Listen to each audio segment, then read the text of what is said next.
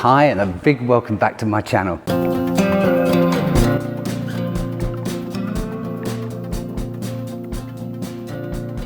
In my last sofa talk I did say that I would be talking to a chap by the name of Dallas from Canada, but he's a little bit reluctant to talk on camera at the moment. And we're always told, don't matter what strangers say or think. So does this mean, excuse me, so does this mean that we all have radical views on things? Or are we afraid to speak because we might get some backlash from friends and family or even our social circles? It's hard to say, really.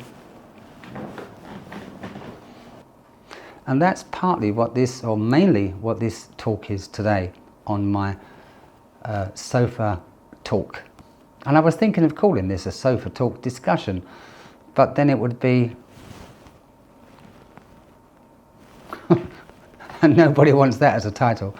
So I'm going to use a few examples of what people are mostly reluctant to talk about in today's age. And I know my mother and relatives back in the UK will be saying, no, don't talk about it. Don't talk about it. Well, I'm going to. Okay, so let's begin. First subject. About 7 years ago, most people around the world didn't think there was much discrimination in the world. Obviously there was one or two, but most of us didn't think there was, and we was getting on with our lives. We actually thought that bigotry and discrimination was slowly being phased out through education and as the older generations fade away. Yes, of course, there's always going to be some discrimination, but that can't be helped. That's a part of human nature.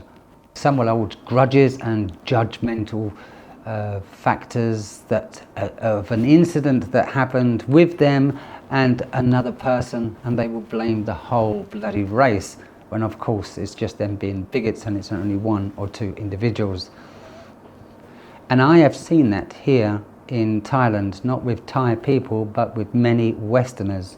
They have very strong views on China, they have very strong views on Chinese people, yet they've never been to China or Hong Kong, and they don't know any Chinese people.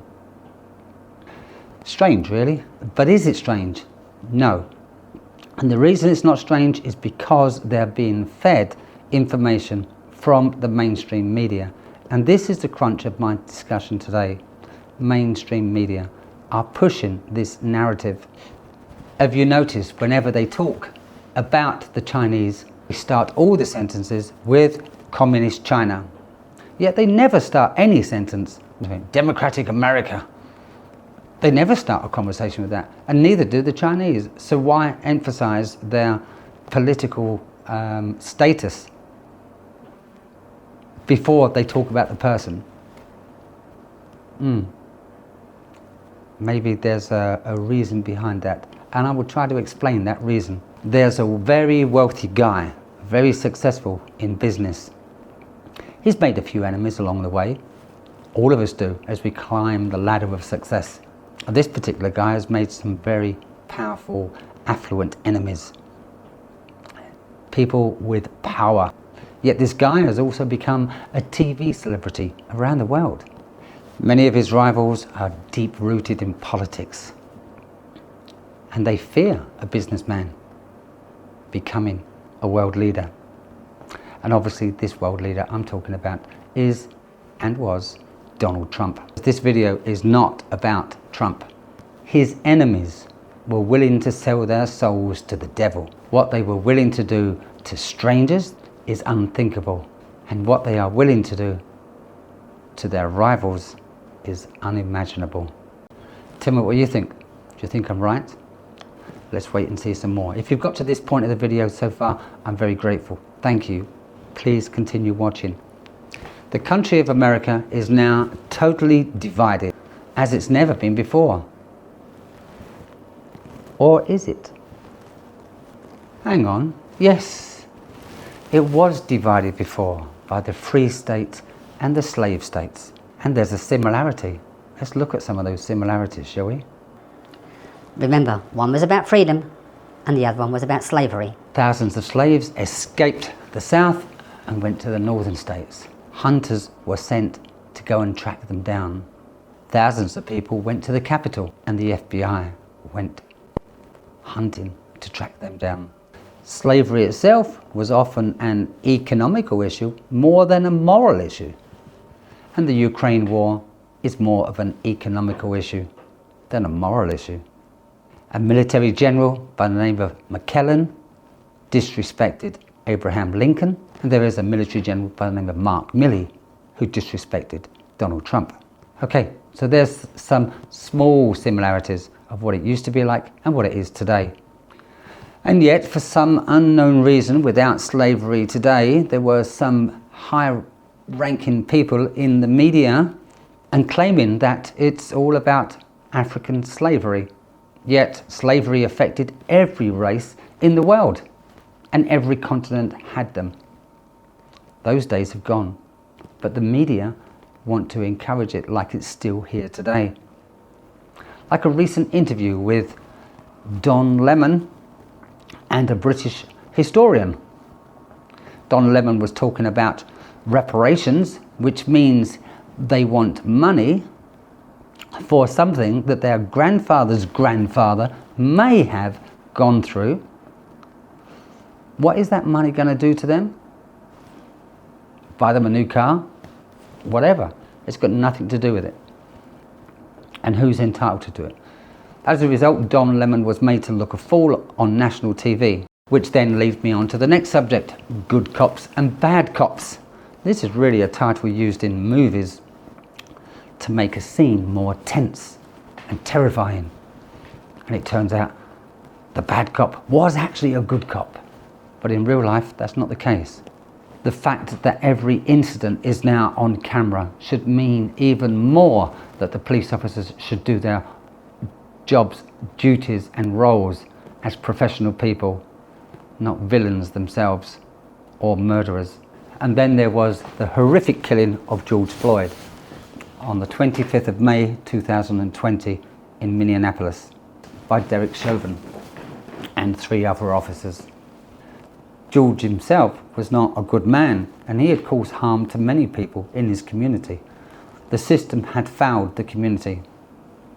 Yet, when George passed away, the system had failed his demise. So with just a few months to go before the next election, Donald Trump's enemies, his rivals, were in glee at the way the situation was going. And they fueled that fire as much as they could. A little nudge here and there from a reporter by the name of Lester Holt would get things moving. Lester himself is a smartly dressed, upright standing man who could push racist narratives like laxative can push stools. And he did, in his articulate style. And somehow he managed to twist and reverse that same narrative when he spoke to the man who murdered Ashley Barrett. And Ashley Barrett was white. She was unarmed, but she was still shot and killed. And nothing happened to the man who killed her. So, whether you care about George Floyd, whether you care about Ashley Barrett, or any of these situations, it doesn't really matter. But the media pushed these subjects in such a way that people around you were getting stirred up and hatred was flaring up everywhere. Alicia Garcia and Patrisse Cullors ignited Black Lives Matter, and it reared its head again. In the past, Black Lives Matter has been there several years actually, since about 2013, but it was mostly against corrupt police officers. But now, this time, it was about black and white. So this now became racist. And it didn't help by using the term Black Lives Matter, assuming white lives don't matter. But it was pushed that way on purpose, again by the mainstream media, to make sure that the communities were divided. Yet all along it was about bad police officers. Donald Trump was the first president to stand up to China, particularly about tariffs, and he managed to get them down, and a lot of business people around the world, especially in America, the economy started to boom. Yet, when COVID came along, he used the terminology China virus because it didn't come from Singapore, and he was accused of being racist, again, this time against Chinese.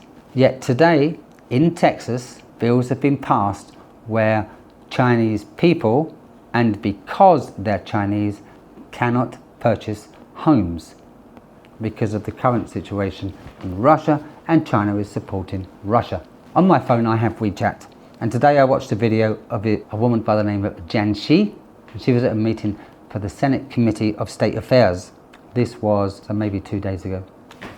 She is the president of Asian culture in the Education Society and a member of the board of United Chinese. She's standing up for her community, and her community considers themselves as Americans and support the slogan, America First. That might be her downfall. This particular slogan may seem like a slogan of Trump's. As a result, anyone who dislikes Trump will dislike the Asian community.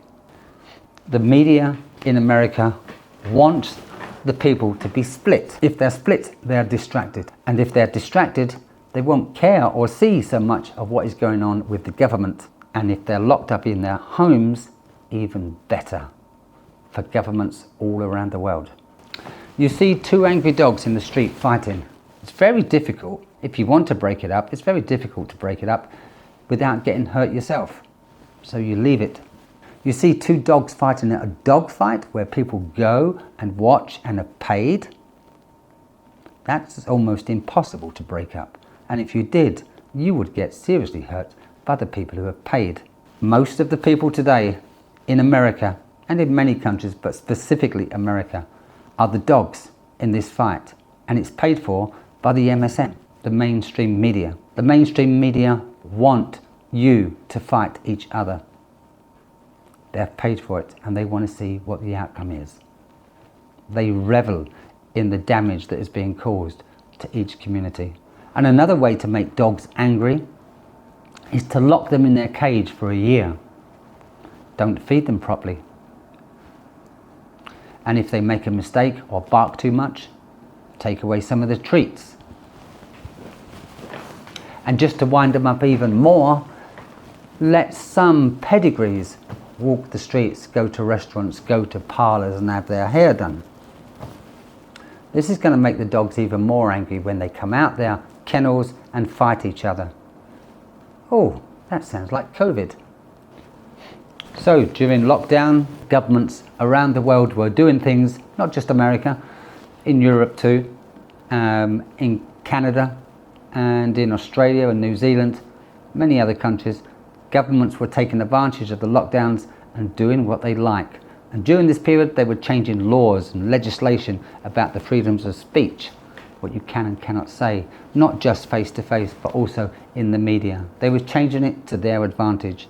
I often wonder if the people that are working in the media tell these stories as if they really believe them, or do they do it for the money? Do they have illegal contracts and are afraid to walk away? I mean, a prime example is, let's say, the Kumo brothers. You know, they both had quite lucrative jobs, high standing positions, and their narratives changed. And as a result, their loyalty and commitment was discarded and they were both fired from their jobs. This is how the people who are ruling the media will use you as puppets and then treat you like shit. I think there was a reporter by the name of, I'm going to bodge this up, Richard Garcia. I think that's his name. He reported on the incident at Nancy Pelosi's home regarding Paul Pelosi being hit by a hammer. He told that story just a few days after. He was the first reporter to talk about it. But he said the truth, and as a result, he lost his job. Never to be seen again. I wonder, is he in Nevada? The desert? Who knows? What do you think? Let me know in the comments below. Am I going down the right road here? The next subject is, I know my daughters are going to cringe, is about trans. I'm currently in Thailand, and Thailand seems to be the capital of the world for ladyboys. Who those ladyboys are, whether they call themselves Susan, Sharon, Paul, Mike or whatever, is quite irrelevant. That's their names. That's what they want to use. They don't use they, them, this, that, how or something else. They use names. And what they use as names is really quite irrelevant. What's more irrelevant is who they sleep with. who I had sex with yesterday, I wish I did, doesn't matter. It's not your concern. Who your mother and father had sex with when they went away, if it was each other or whether it was someone else, is not your concern. It's none of your business. We don't want to know. So for LGBTQ plus whatever getting in your face and telling you what their pronouns are because they don't know if they're this or that is really quite irrelevant. And remember, I'm not attacking the LGBTQ. What I'm saying is people don't want to know and people don't care. But the media is pushing it. And many times you see some, let's say, straight people on TV arguing in the face of LGBTQ people as if it matters. It doesn't matter. Let them do what they want and you do what you want. Who sleeps with who is no one else's concern. And even more so, why do you want to tell us? As I said, this is not about the LGBTQ. This is about something else, something much more sinister. And this is fueled again by the media. I have seen at least 100 programs, very short clips, of school boards holding meetings and parents speaking out why their children are being taught pornography in class. And some of these children are just 7 years old. I have seen almost every person, every parent that is making these claims and wishing the teaching departments to stop. Some of these parents have also been investigated and hunted down again by the FBI for whatever reason. Terrorist reasons, actually. Who are the people that are putting this in the curriculum? And these people should be hunted down by the FBI. So surely the priority should be about protecting the children from paedophilia. If the board are promoting sex education, then in my view, the board are paedophiles. And the paedophiles should go on a list, on an arrest report, whatever they do to these people. And this list should go all around the world, that these people are paedophiles and should have nothing to do in the education system of any child. So what do you think? Do you think that the board of education in many parts of the world are now run or led or encouraged to go down the road of paedophilia? Do you think the same?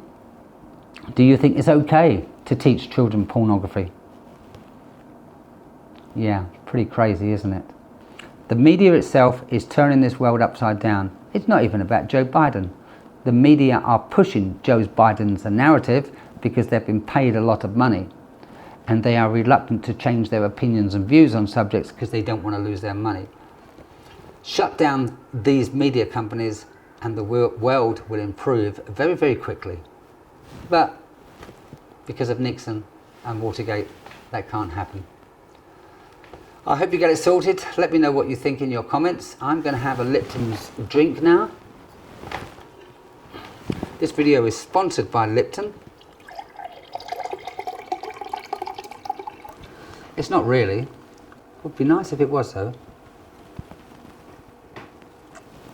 So Lipton's, if you are watching this, please give me a like. Thank you very much for watching. See you in my next video, and other than that, take care. All the very best. Bye bye. Thank you very much for watching. Don't forget,